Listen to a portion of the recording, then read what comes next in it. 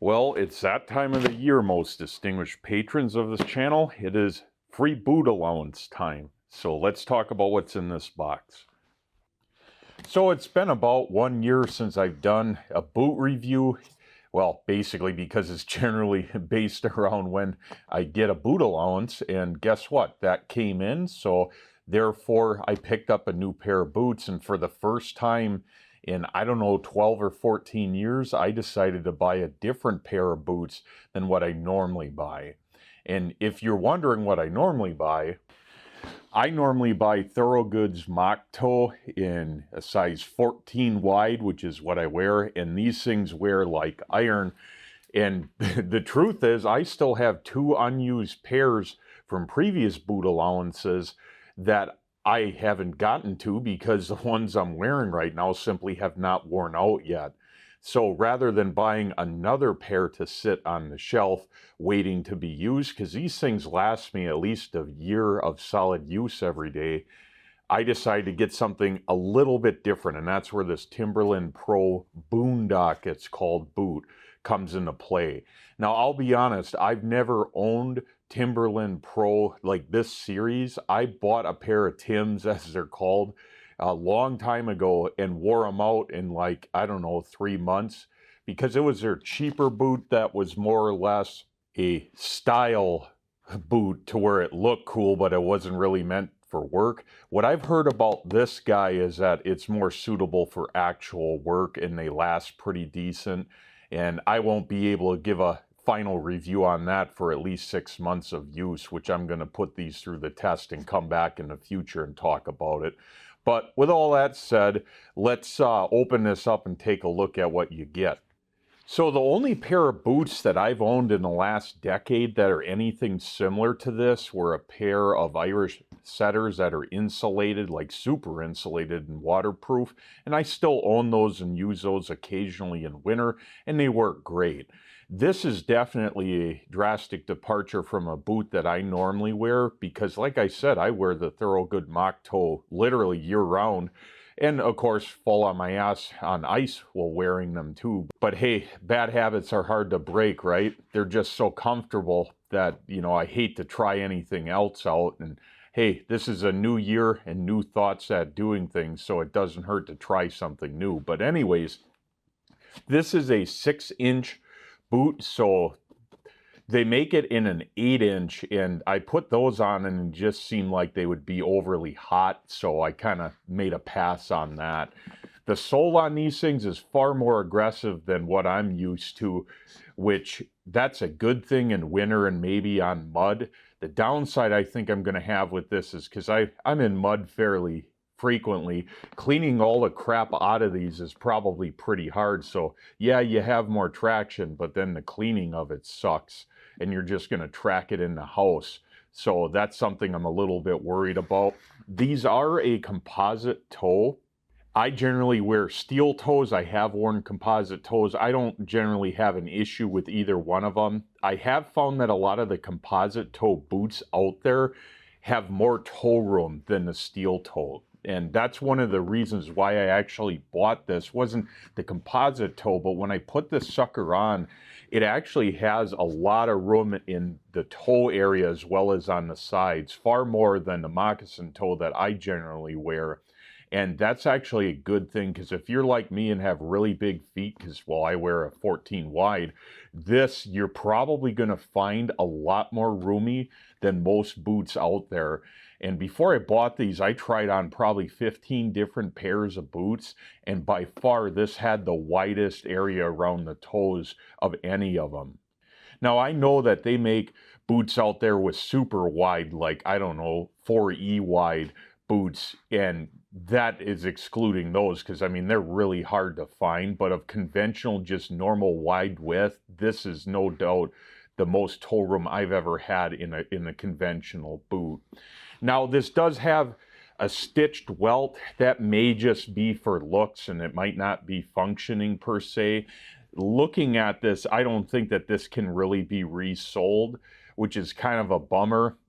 Boots like this, I find that I wear down certain parts of them more just because of the work I do, like the back part of the heel. So once that's shot, pretty much the boot's going to be junk. And that's something I'm a little bit worried about with this style of boot. I don't know, in 6 months we'll see where things wind up with that. But if you have used these boots or have an opinion on them, feel free to leave it in the comments, because I, among other people, will also read that and get an opinion. But I thought I'd show you a couple other things on this that I think is pretty trick. The inserts are a lot different than what I'm used to seeing from the factory in a boot. This has a very, very thick, I bet almost half-inch, yeah, easily half-inch thick foam insole. And it's super springy and soft. And when I put these things on, I was actually surprised at how comfortable and soft they were. That's something I'm not used to. Don't get me wrong, like the boots I normally wear have cushion in them, but not this much. And it's not just this, but like there's more give in the heel, in what's left inside of here. Overall, this is probably a more comfortable boot than I'm used to out of the box. A lot of the boots that I've owned for the last 20 years kind of take 4 or 5 days to maybe a week to fully break in and fit to your foot. This thing is basically, I don't want to call it broken in out of the box, but it fits comfortably immediately. Now, what I found is that boots that are really comfortable out of the box typically don't last me more than 3 to maybe 5 months before they're shot. So I have higher expectations for these, especially since they were $200. Hopefully I can get a year out of them, but I can tell you based on experience, insoles like this, you're going to need to replace these every 6 to 8 months more than likely, at least from other ones that I've used, because something this foamy and soft, great for temporary for 3 to 4 months. After that, you're going to have to swap it out to regain that comfort that you lost, because they're going to more or less squish down. A couple of things I appreciate on the design of this boot is the speed lace hooks. I'm a big fan of that, because when I get home, I want to take these suckers off, and sitting around unlacing boots is just annoying. And it gives you the option to thread it through and not do the speed lace. So if you are one of the newer school guys that like to tie them up tight, that's fine. You can do that too. So they kind of please everyone in that. The stitching quality on it is honestly better than what I remember from this brand. Like I said, I owned one of their more, I'll call it decorative style going out boots, and I wasn't too pleased with it. But, you know, they got double and triple stitching on this. The leather's actually fairly thick, thicker than I would have expected on what I can see. So the durability of the upper, I'm almost guarantee you, is going to not be a concern at all. Now, the waterproofing of this seems to consist of more or less a waterproof liner on the inside of it. I'm sure that this leather, well, for one, it's not really that porous, and it's got treatment to it, so I don't think that's going to leak too much water. And the toe cap and the way this welt is done is likely not going to, you know, allow much water through. But what I read online in the Amazon reviews is that this thing, to call it waterproof, is kind of not really a marketing gimmick, but apparently you can't stand in water all day and expect your feet to be dry, which is perfectly fine. If you're in something like that, you're honestly better off with just a straight rubber boot than even something like this. I think based on what I see, that your feet are going to stay pretty dry in general use. So that's really all you can ask for. Now, I'm sure you're probably wondering is, with this liner, how warm are these going to be? And I can tell you I wore them for a bit today, and I'm going to be honest and say that they're far warmer than a all leather boot. If you're used to wearing Thorogoods or Red Wing mock toes or anything like that, where it's just leather and not really much of a liner, these are going to be by far warmer. And I know for a fact in the summer, these suckers are going to be way warmer than a lot of the boots out there. I guarantee you that, because of the amount of liner and foam in there. So I would say realistically, probably a little bit better for winter, fall, spring, more so than really super hot summers. But I mean, that's boots in general.